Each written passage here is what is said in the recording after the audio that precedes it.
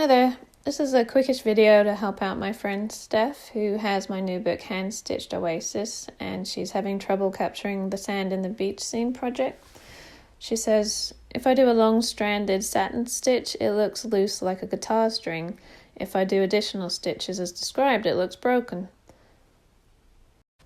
So this is basically how I captured the beach sand effect. You'll need to take 3 different beach sand colors. I'm using 3782, 739,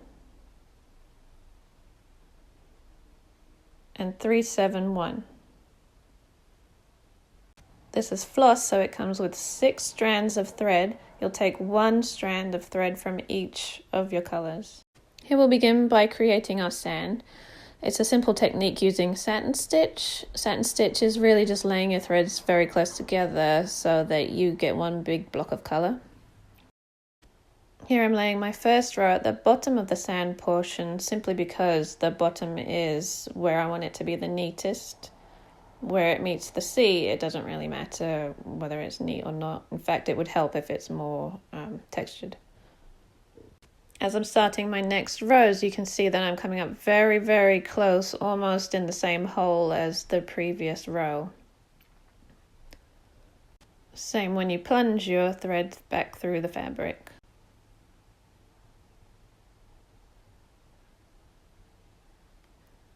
As I'm laying each row, I pull the thread the length of the piece and then make sure that it's in the position that I want. This way you can avoid getting big gaps in between your rows. I'm also running a finger across each of the rows as I finish each one because it helps lay the threads a little closer to each other.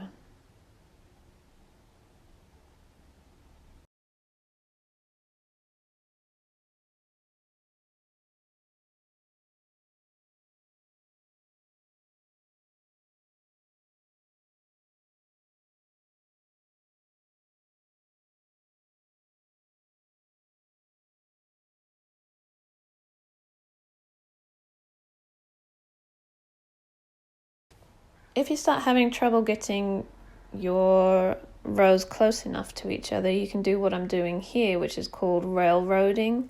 Railroading is laying your thread down in position and then bringing your needle down through the strands of your thread and the fabric rather than just through the fabric. It can help you get a little closer, and it separates your strands as you pull them through so they lay a little flatter. As you can see from this short block of colour, it's already starting to look sort of sand-like. You can see where there may be ripples in the sand or where the sun is casting shadows, making certain parts of the sand darker, certain parts of the sand lighter. That effect is achieved from your choice of colours, so it's important to make sure that you vary your colours from light to dark. So get a very light, a medium, and then a dark.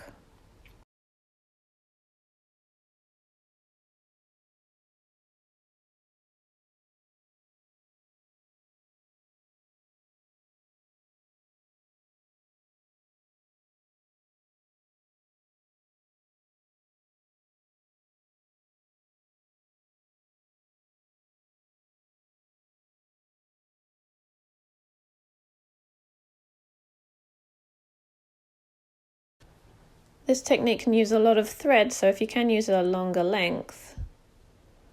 Here I'm just going to finish off by securing my thread in the fabric and then snipping it off. And then we're done. Start a new length of thread where you left off, all the way up to the C line in the middle there. Let me know if you've got any questions.